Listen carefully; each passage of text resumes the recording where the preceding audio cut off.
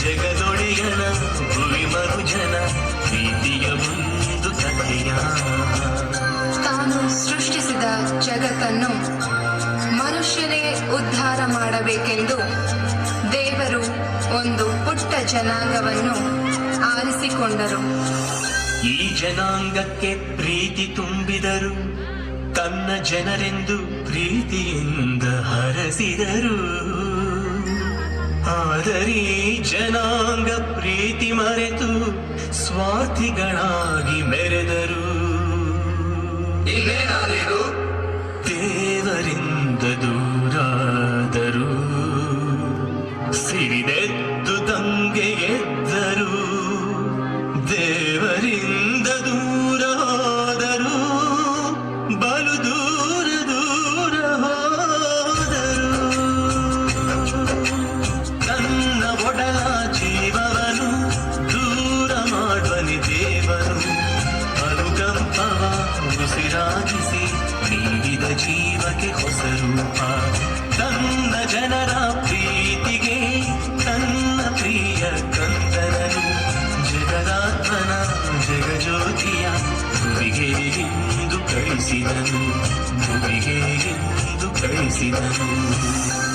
ಈ ಜಗಜ್ಯೋತಿಯನ್ನು ಕಾಲಾನುಕಾಲಕ್ಕೆ ಭುವಿಗೆಲ್ಲ ಸಾರುತ್ತಾ ಬಂದರು ಪಂಡಿತರು, ಪ್ರವಾದಿಗಳು, ಪರಮ ಜ್ಞಾನಿಗಳು.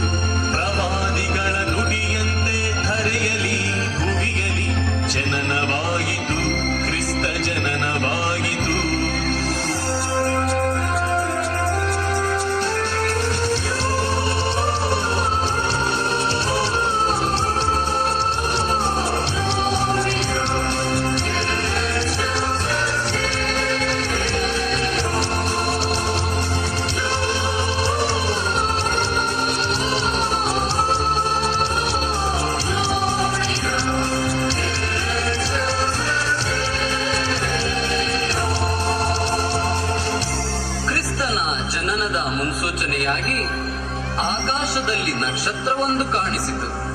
ಇಲ್ಲಿನ ಜನರಿಗೆಲ್ಲ, ದೂರ ದೇಶದ ಜ್ಞಾನಿಗಳು ಚುಕ್ಕಿಯ ನೋಡಿದರು, ನಕ್ಷತ್ರದ ಬೆನ್ನಲ್ಲೇ ನಡೆದರು, ಜ್ಯೋತಿಯ ಹುಡುಕುತ್ತ ಬಂದರು, ಆ ಮಹಾಜ್ಯೋತಿಯ ಹುಡುಕುತ್ತ ಬಂದರು.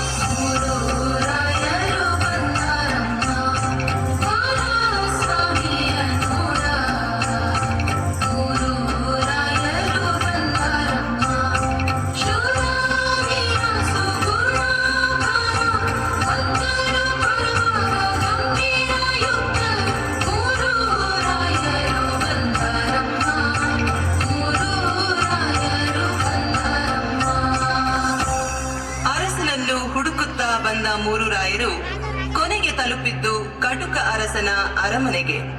ಆಗ ಹೆರೋದ ಗಲೀಲಿಯದ ಸಿಂಹಾಸನದಲ್ಲಿ ಕುಳಿತಿದ್ದ. ತನ್ನ ಸಿಂಹಾಸನಕ್ಕೆ ಪ್ರತಿಸ್ಪರ್ಧಿಯೊಬ್ಬ ಹುಟ್ಟಿದ್ದಾನೆ ಎಂಬ ಅಳಲು ಅವನನ್ನು ಅಲ್ಲೋಲ ಕಲ್ಲೋಲ ಮಾಡಿತ್ತು. ಬೆತ್ಲೆಹೇಮಿನಲ್ಲಿ ಹುಟ್ಟಿದ ಮಹಾಜ್ಯೋತಿಯನ್ನು ಆರಿಸಲು ಸೈತಾನನ ಶಕ್ತಿ ಹೆರೋದನ ಆತ್ಮವನ್ನು ಸೇರಿಕೊಂಡಿತು. ಕೆಂಡವಾಗಿ ಕಿಡಿಕಾರಿದ, ಅಟ್ಟಹಾಸ ಮೆರೆದಾಡಿತು, ಮಗುವನ್ನು ಹುಡುಕಲು ಸೈನ್ಯವ ಅಟ್ಟಿದ. ಬೀದಿ ಬೀದಿಯ ಹಳ್ಳಿ ಹಳ್ಳಿಯ ಗಂಡು ಮಕ್ಕಳನ್ನು ಹುಡುಕುತ್ತ ಹೊರಟ, ಕತ್ತಿಗೆ ಸಿಕ್ಕಿದ ಕುತ್ತಿಗೆ ಕಡಿದ, ಕಾಲಿಗೆ ಸಿಕ್ಕಿದ ಮಕ್ಕಳ ತುಡಿದ. ಬೀದಿಯು ಹರಡಿತು, ರಕ್ತವು ಹರಿಯಿತು, ಮುತ್ತಿನ ಮಕ್ಕಳ ಪ್ರಾಣವು ಹೋಯಿತು. ನರಮೇಧದಲ್ಲಿ ಮದವೇರಿದಂತೆ ಗಂಡು ಮಕ್ಕಳ ಸೀಳಿಸಿದ.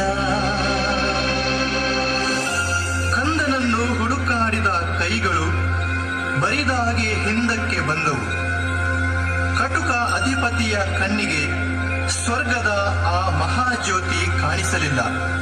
ಆದರೆ ಸಮಾಜದಿಂದ ತಿರಸ್ಕೃತಗೊಂಡಿದ್ದ ಬಹಿಷ್ಕಾರದ ಪ್ರಜೆಗಳಂತಿದ್ದ ಗುಡ್ಡಗಾಡುಗಳಲ್ಲಿ ಕುರಿ ಮೇಯಿಸುತ್ತಿದ್ದ ಕುರುಬರಿಗೆ ಆ ಸಂದೇಶ ಕೇಳಿಸಿತು. ಅದೋ ನೋಡಿ, ಆಕಾಶದಲ್ಲಿ ದೂತವೃಂದ ಹಾಡುತ್ತಿದೆ. ಸಂತಸದ ಸಂತೋಷದ ಆ ಸಂದೇಶ.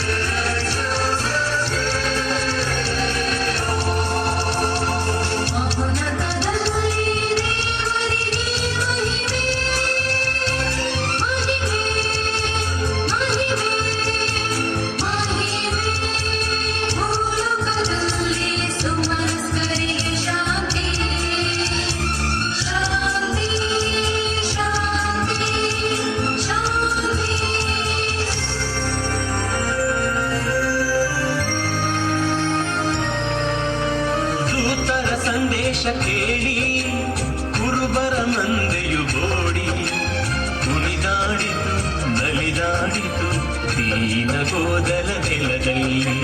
ಕುಣಿದಾಡಿತು, ನಲಿದಾಡಿತು ದೀನ ಗೋದಲ ನೆಲದಲ್ಲಿ.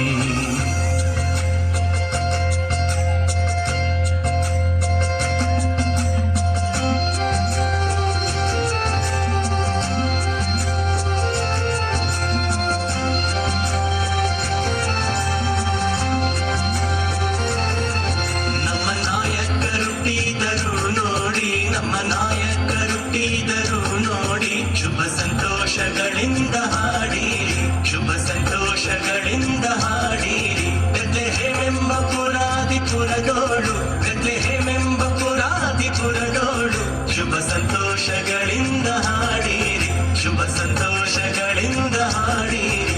ಗೊಲ್ಲ ಜನರೇ ಕೇಳಿರಿ ನೀವೀಗ, ಗೊಲ್ಲ ಜನರೇ ಕೇಳಿರಿ ನೀವೀಗ, ನಮ್ಮ ನಾಯಕರುಟ್ಟಿದರು ನೋಡಿ, ನಮ್ಮ ನಾಯಕರುಟ್ಟಿದರು ನೋಡಿ. ಅತ್ತ ದೂರ ದೇಶದಿಂದ ನಡೆದು ಬಂದ ಜ್ಞಾನಿಗಳಿಗೆ ಅರಸ ಯರೋದ ದಾರಿ ತೋರಿಸಲಿಲ್ಲ. ಆದರೆ ಆಗಸದ ನಕ್ಷತ್ರ ದಾರಿ ತೋರಿಸಿತು. ಅಹಂಕಾರಿ ಹೃದಯದ ಅರಸನಿಗೆ ಸ್ವರ್ಗದ ಜ್ಯೋತಿಯು ಕಾಣಲಿಲ್ಲ.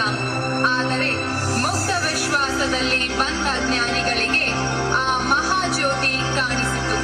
ಜ್ಞಾನಿಗಳು ಕಂದನನ್ನು ಕಂಡು ನಮಿಸಿದರು.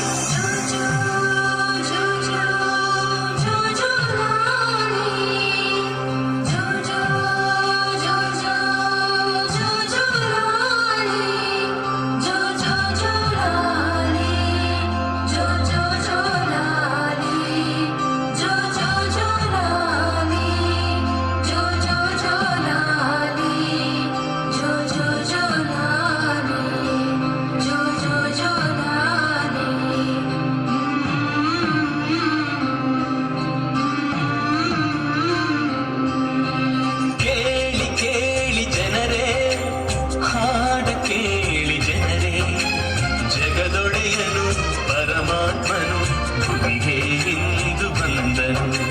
ಕುರುಬರು ಕುಣಿದು ಹೋದರು, ರಾಯನು ನಮಿಸಿ ಹೋದರು.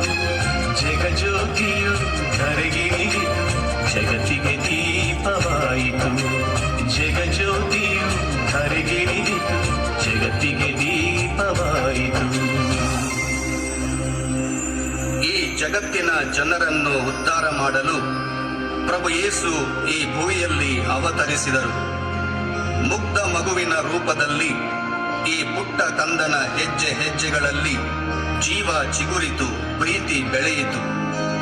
ಈ ಪುಟ್ಟ ಕಂದ ದೇವಾಲಯದಲ್ಲಿ ಕಾಣಿಕೆಯಾದ, ನಜರೇತಿನಲ್ಲಿ ಮಗುವಾದ, ಜೆರೂಸಲೇಮಿನಲ್ಲಿ ಜ್ಞಾನಿಯಾದ, ಗಲಿಲಯದಲ್ಲಿ ಜನಪ್ರೇಮಿಯಾದ, ಕೊನೆಗೆ ತನ್ನ ತಂದೆಯ ಆಲಯದಲ್ಲಿ ಅಭಿಷೇಕಗೊಂಡು ಜನತೆಯ ಉದ್ಧಾರಕ್ಕೆಂದು ಹೊರಟ.